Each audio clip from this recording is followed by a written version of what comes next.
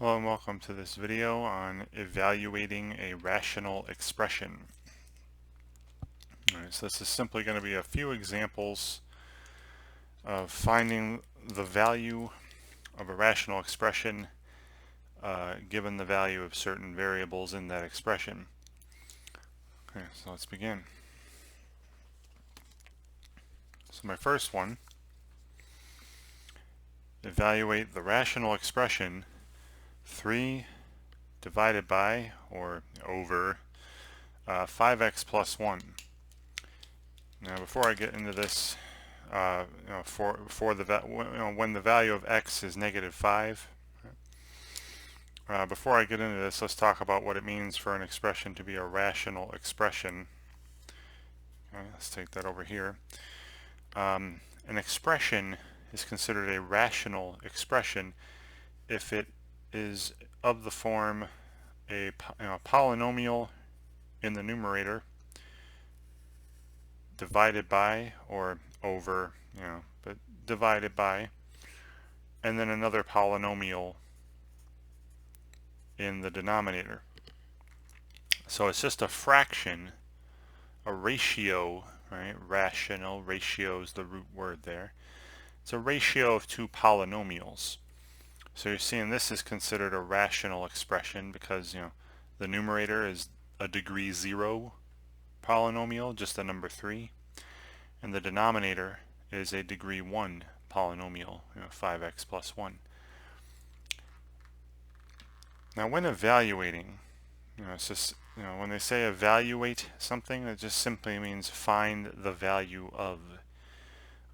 So what we're going to be doing for this first part, this is part A, I've got a second part coming up. I'm going to basically, what does this expression, what number does this represent, what is it equal to when the value of the variable is negative 5? Now with division, with fractions, you can always write things another way if you'd like, and then use your order of operations. So for fractions, right, one more little note over here. Whenever you see a division bar, whenever you see a fraction bar, say for instance 1/2, there's 1/2, 1 divided by 2. This is the same expression as 1, and then you do the division sign, and then 2. Numerator divided by denominator. These mean the same thing. And it goes for the expression I have here. 3 divided by 5x plus 1. So this is equivalent to, the numerator, 3. Now the numerator is just a single term, 3, so I'm not going to put it in parentheses. But if the part we're looking at has multiple terms, I'm going to put things in parentheses to indicate that that whole thing is the numerator, or that whole thing is the denominator. For instance, 3, I see the divided bar, the fraction bar, that's the equivalent to the division symbol, 3 divided by, and then this entire expression down here, this 5x plus 1, that whole thing is the denominator. So I could write it this way if I wished. 3 divided by, and then the quantity, 5x plus 1. Okay, so keep that in mind whenever you see a fraction, and I'll show some other examples of rational expressions where I'll do the same thing. Whenever you see a fraction, you can rewrite it as an expression involving the division symbol. Alright, so when we're asked to evaluate an expression, I mentioned this already, we're simply going to be figuring out what number is this expression equivalent to when the value of x is replaced by negative 5. Right, so I go through the expression and replace all the x's with negative 5. So this would be 3 in the numerator divided by, and then in the denominator 5 times, and then again I like to put parentheses around what I replace. I would get in the habit of that if I were you. and then negative 5, right, is replacing the x, and then plus 1, and all of this is in the denominator. Or if you'd like, right, or as I mentioned over here, the other way you can write this. This is 3 divided by, right, with the fraction bar is equivalent to the division symbol, and then the quantity, again, this whole thing, this whole 5x plus 1 is the denominator, so I'm putting it in parentheses. 5 times, and then x is being replaced by negative 5, and then plus 1. And honestly, this is probably what you're more familiar with, when you go through beginning algebra or pre-algebra. You've probably seen, you were probably asked to evaluate numerical expressions where they use, the division symbol as opposed to the fraction bar. But it's still the same, and you go through your order of operations. So I'll do that here with this one, and then just show the same thing over here. So going down this line, we've got, remember, you do things in parentheses or grouping symbols first. So the 3 isn't in this, I'm going to go in here first, this set of grouping symbols.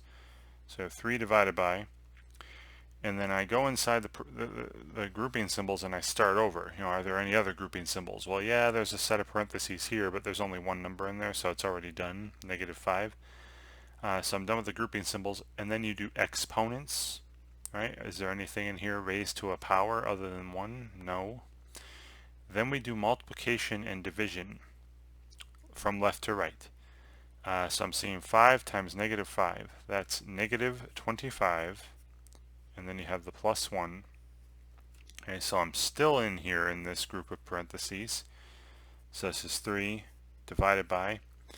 And then after multiplication and division from left to right, which I'm, again, not seeing any of that in the grouping here, then you do addition and subtraction from left to right. Well, that's negative 25 plus 1. That's negative 24. Okay, so we have 3 divided by negative 24. And, since the expression started off as a fraction, a rational expression, something with a fraction bar, I'm going to write this that way. 3 divided by, again, same thing, and then negative 24. This is perfectly good, all right, writing it this way. It's just it's not considered simplified. So we need to, cancel out a common factor from the numerator and denominator if they have any. And one other thing I want to point out too is you have a positive number divided by a negative number. The result will be a negative number, right? So positive divided by negative, the result will be negative. So what I'm doing really is just kind of shifting the negative to the middle here. Like, you can put the negative sign down here, you can shift it up here in the numerator, or put it in the middle. I personally like having it in the middle, like in line with the fraction bar. So this will be negative, 3 24ths, or 3 divided by 24. And here's where the simplification comes in. This is negative, and then 3 is 3 times 1. 24 is 3 times 8. And you see that they have a common factor. Right? They have this common factor of 3. So 3 divided by 3 like this, that's 1.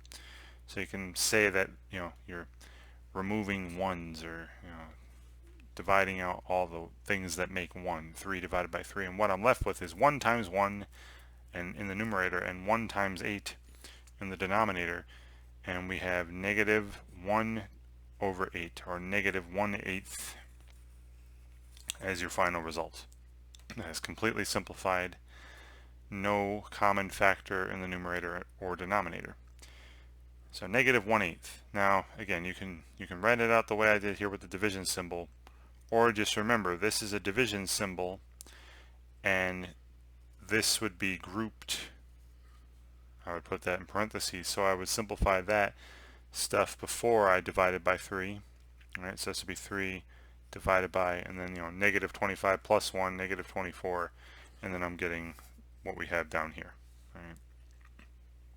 Okay, so the value of this expression when x is negative 5 is negative 1/8. Alright, so let's do that again with a different value for the variable, a different input. So it's the same expression. Alright, let's take 3 divided by 5x plus 1 and evaluate it when x equals 3. Okay, so again, I can do this if I want. This is 3 divided by, and the quantity 5x plus 1.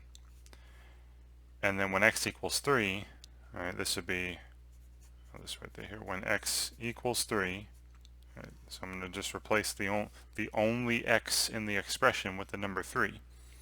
So we have 3 divided by, and then 5 times 3, right, 5 times x plus 1. So this is 3 divided by, remember I would go inside the grouping symbols first, and then in here we would do our multiplication. That's 15 plus 1, and that's 16, right? 3 divided by 16. And to be consistent, write it the way it looks in the beginning, right, as a fraction. That's 3 over, right, divided by 16, or 3/16. And then let's see, hey, are there any common factors? This is 3 times 1. This is 2 times 2 times 2 times 2. This is a bunch of 2's that make up 16 when you factor it completely. So these don't have any common factor. So that's it. This would be considered as simplified as the expression gets when the value of x is 3/16. Alright, again, you don't have to do this with the, change it to a division symbol problem. You just go to the original expression. You got 3 in the numerator, divided by, and then in the denominator 5 times, and I'm replacing x with 3, plus 1. And then just don't forget that when you see a division symbol, right, everything above it is the numerator grouped, and everything below that division symbol, that fraction bar, is the denominator grouped. So I would do this in the grouping first, and that's your 3/16. Right, 5 times 3 plus 1, 16 in the denominator, and there's only 3 in the numerator, so you end up with 3/16 either way. Okay, so another one. Here's another one with just a single variable. The variable is x, and again I'm asked, I'm saying, hey, take this, it's a rational expression because you have a polynomial, right, a degree 2 polynomial, divided by, and then another polynomial, right, this degree 1 polynomial. Alright, so I'm asked to evaluate this, find the value it represents when x equals -5. Alright, so again, this thing here, if I wanted to, I could write it this way. This whole thing is the numerator, right? So in parentheses, x squared plus 6x plus 9, then the fraction bar divided by, and then this whole thing is the denominator. And so that's going to go in a group as well. In parentheses, the quantity x plus 1. Alright, and then I can replace all the x's I see with the number -5. So let's do that here. So when x is -5, we're getting the quantity, -5 squared. Again, I'm putting parentheses around what I'm replacing, so x is replaced with -5 squared, plus 6 times -5, plus 9, alright, and that entire thing is the numerator. I'm going to simplify that first, because it's all in a group, divided by, and then, -5. Now, you could put parentheses here, wouldn't be wrong. It's not raised to any powers, it's just x to the first, so you can just write -5 and then plus 1. Okay, and then we simplify using our order of operations, right? We go grouping symbols first. Okay, so I'll look in here, and I'll also look in here, right? These are grouping symbols, parentheses. Inside here, the first thing I would do is, after you're inside the grouping symbols, is, powers, exponents. -5 to the second. That's -5 times -5, or positive 25. All right, and then after that, let me write the rest here. Then after that, you got, plus 6 times negative 5, plus 9, divided by, now this grouping over here I can do pretty quickly. The only thing to do in here is addition. So negative 5 plus 1, negative 4 is the denominator. So I did the powers in this back in this grouping. I did the exponents, and then you do multiplication or division from left to right. I'm only seeing one multiplication. That's right here. The 6 times negative 5. So I've got 25, and 6 times negative 5 is negative 30. So 25 minus 30 plus 9 divided by where the fraction bar is, and we already simplified the denominator as negative 4. Alright, now I'm done with the powers, done with multiplication and division from left to right here, and just in this grouping, and then addition and subtraction from left to right. Now 25 minus 30, that's negative 5, and then negative 5 plus 9 is positive 4. So all this numerator stuff becomes positive 4, and we're dividing it by the denominator, which simplified to negative 4. And if you want, that's 4 divided by negative 4. And we have a positive divided by a negative.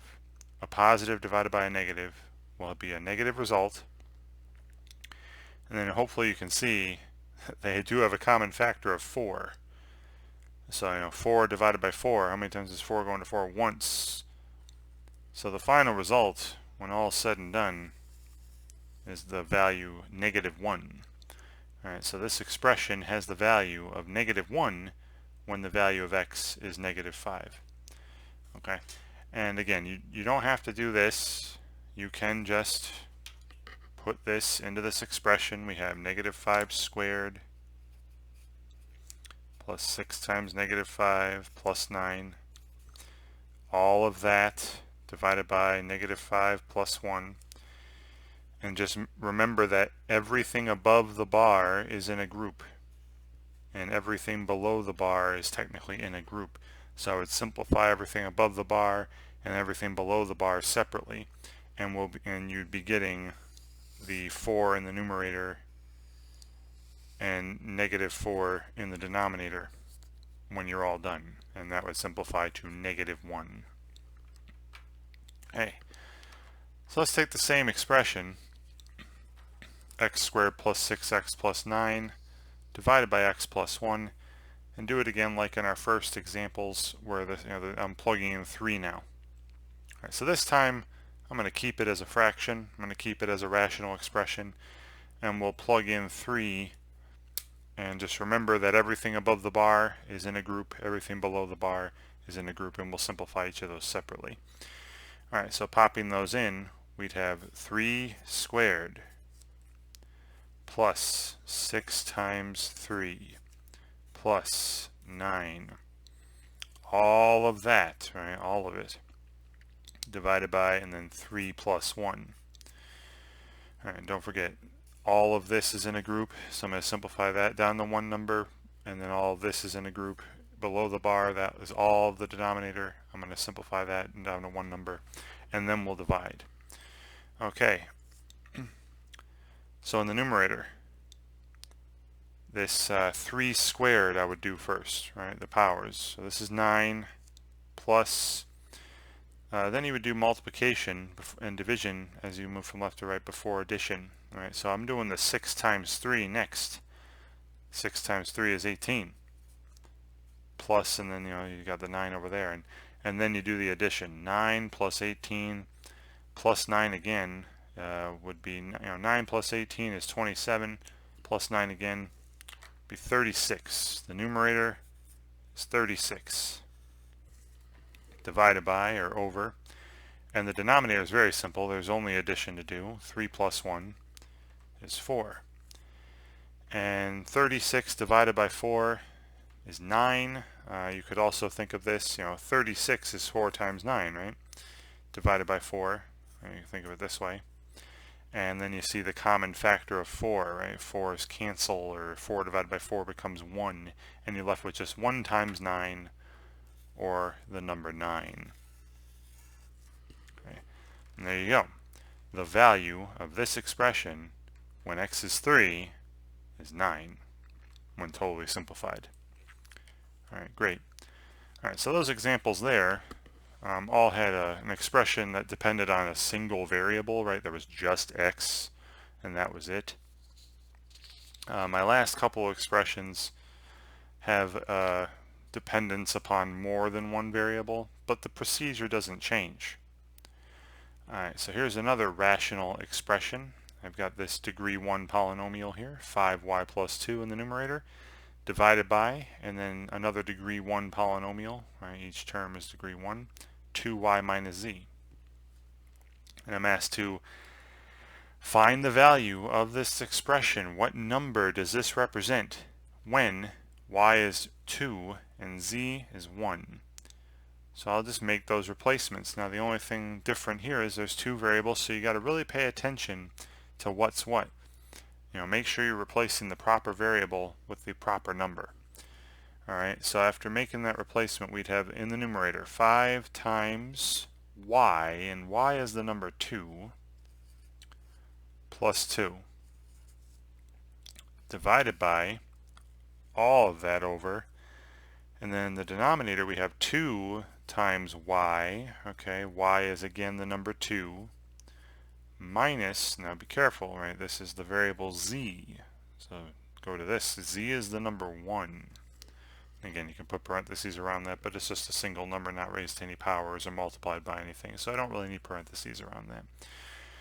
Okay, and then let's simplify this. Now again, don't forget, this is technically all one group in the numerator, and this is technically all one group in the denominator, right? The division symbol divides them. Alright, so in the numerator, I would do 5 times 2 first, multiplication first, right? That's 10 plus 2, 12 is how the numerator would simplify. And then in the denominator, again, you would do the multiplication first, then the subtraction. 2 times 2 is 4, minus 1 is 3. So the numerator simplifies to 12, the denominator simplifies to 3, and then we're asked to this is great. 12 divided by 3 is wonderful. 12 thirds is the value of this expression when y is 2 and z is 1, but it's not completely simplified because the numerator and denominator have a common factor. Right? 12 is 3 times 4. Right? 3 does actually go into 12 evenly. And so you see the common factor of 3. So you can say you're getting rid of the 1s. 3 divided by 3 is 1. And what I'm left with is 1 times 4 divided by 1, or just 4. Alright, so the value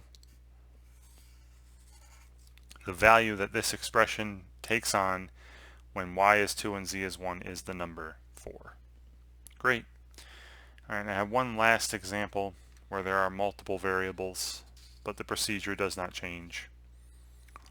So here we have a polynomial, 3m minus 5n, a degree 1 polynomial in the numerator, divided by, and then another degree 1 polynomial with the variable p minus 4.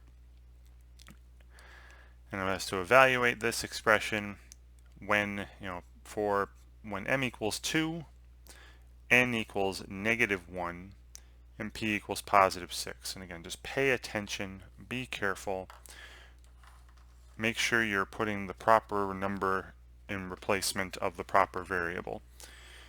So we have in the numerator 3 times m.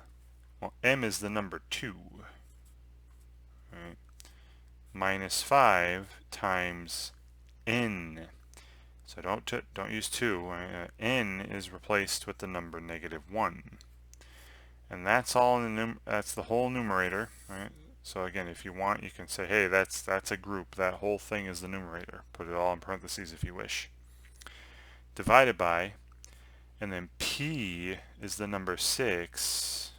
Okay, now it's not being raised to any powers or multiplied by anything, so I don't really need parentheses around that. And then minus 4. And again, if you like, you can say, hey, that entire p minus 4, this entire 6 minus 4 is all one group put in parentheses. That's the entire denominator. All right, and then we simplify. Simplify the numerator. I would do the multiplication first. 3 times 2 is 6. And then I have, minus. And then 5 times negative 1 is negative 5. But remember, when you subtract a negative, you are really adding, right? This is plus 5. Or you could have also thought of it this way. This is like having this second term here in the numerator is just like having negative 5 times negative 1 or positive 5. So the numerator is actually 6 plus 5 or 11 divided by, and then 6 minus 4. Alright, 6 minus 4, that's the only thing being done in the denominator, and that simplifies to 2. Alright, so we have this expression has the value of 11 divided by 2, or 11 halves. And the question now is this simplified? Well, 11 is prime. This is 11 times 1. 2 is also prime. 2 times 1. So these have no common factor. This would be considered as simplified as that number gets. Okay. Now I do have questions a lot where somebody says, hey, well, can I leave it like this? Sure. 11 halves is fine. Some people don't like it when the numerator is larger than the denominator, has a larger magnitude. So they write it as a mixed number or as a decimal.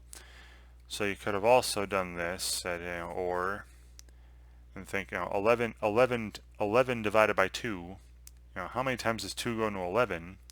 That's 5 times with 1 left over. So this is, 5 and 1/2 as a mixed number. Now try not to confuse this with, this isn't 5 times a half. I didn't put a dot here. I didn't put a multiplication symbol.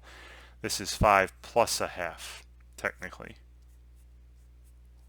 This number right here, but usually it's written like this with the 5 and then a little fraction after it. 5.5. Or you can write it as a decimal, 5.5. This would also be a valid way to represent 11 divided by 2, 5.5, 5.5. And all three of these things are the same number, so it really wouldn't matter which one you decide to put. They're all equally valid. Okay, so there was just a few examples of taking a rational expression, right, a polynomial divided by a polynomial, and however many variables it has, and replacing those variables with numbers and evaluating, right, finding the value that the expression represents when the values of the variables are certain numbers. And as always, I like to say, read your text, look over material in your text, the examples in your text. Try to understand things on your own first. Read through it once, practice the examples the author writes, practice your own problems from the backs of sections, other books on the same topic, but try to understand it on your own. I feel like it sticks better that way. And don't just give up after the first attempt and feel like it's useless. Try it several times, and if after several attempts it's still not clicking, try reading through the text again. Maybe after 2 or 3 passes you'll catch something, or something will click that it didn't before. But then if that's still not working, alright, it is not a sign of weakness at all to go looking for help. Ask a teacher, ask a tutor, ask a friend. Look for videos on the topic that might help, like this one, or plenty of other ones out there that I'm sure are much better than the one I've put up here. And and try your best to have fun with it. Try to make a game of things. Try to enjoy yourself while learning this. It's no fun when it's dull, and I'm sure if you just keep at it, stay persistent, keep practicing, you'll eventually get it. I know you will. Thank you.